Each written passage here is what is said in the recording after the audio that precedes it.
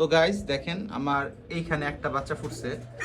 আর দুঃখের বিষয় হলো এই যে দেখেন দর্শক, বাচ্চাটা কিন্তু এখনো বেঁচে আছে। ও ওরকম শক্তিশালী বাচ্চা হয়ে উঠতে পারে নাই, সেজন্য ডিমটা ভেঙে বের হতে পারে নাই। তো এই ডিমটা যদি আমরা এইভাবেই রেখে দেই, ও আসলে বাঁচবে না বাচ্চাটা। তো আমাদের এখন খুব দ্রুত এই ডিমটা ভেঙে সার্জারি করে ওকে ডিম থেকে বের করে দিতে হবে। আল্লাহ যদি হায়াত রাখে তো বাচ্চাটা বাঁচবে। ছেড়ে নিবেন খোসাটা হালকা করে। গাইস এই দেখেন আসলে বাচ্চাটা দুর্বল হয়েছে।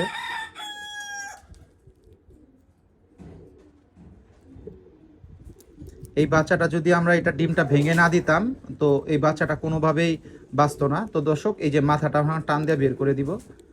আর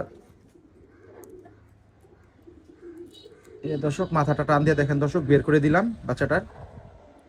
যে উপরে রক্তগুলি লেগে আছে এটা টান দিবেন না, এটা টান দিলে রক্ত বের হবে আরো। আর সবচেয়ে মেন যে বিষয়টা, যে ওর নাভিটা লাস্টে যে ডিমের সাথে যে জিনিসটা লেগে আছে, এই জিনিসটা কখনো আপনি ছুটাইতে চাবেন না। এই খোসা সহকারে ওর মা বাবার নিচে ওর দিবেন, মা বাবা ওম দিয়ে এই খোসাটা ছুটাই ফেলবে। ওই নাভিটা যদি আপনারা নিজেরা টান দিয়ে উঠাই ফেলেন তবে কিন্তু বাচ্চা মারা যাবে। তো এইটাই আপনারা খেয়াল করবেন। এই দেখেন এই জায়গায় এই যে এই নাভিটা, এটা কখনো আপনার টান দিয়ে ছুটাবেন না। তো ওকে এখন 1-2 ফোঁটা পানি খাওয়াই দিব ইনশাল্লাহ, এরপরে ওর মা বাবার নিচে ওকে দিয়ে দিব। দর্শক এই যে আঙ্গুলের সাহায্যে 1 ফোঁটা পানি নিয়ে জাস্ট ওর মুখের মধ্যে দিয়ে দিবেন, দেখবেন অটোমেটিকলি ওর পানি খাবে। এই যে দর্শক দেখেন, তো ওর পানি আমি 1 ফোঁটা খাওয়াইছি, বেশি খাওয়াবো না। এখন ওর মা বাবার নিচে ওকে দিয়ে দিব।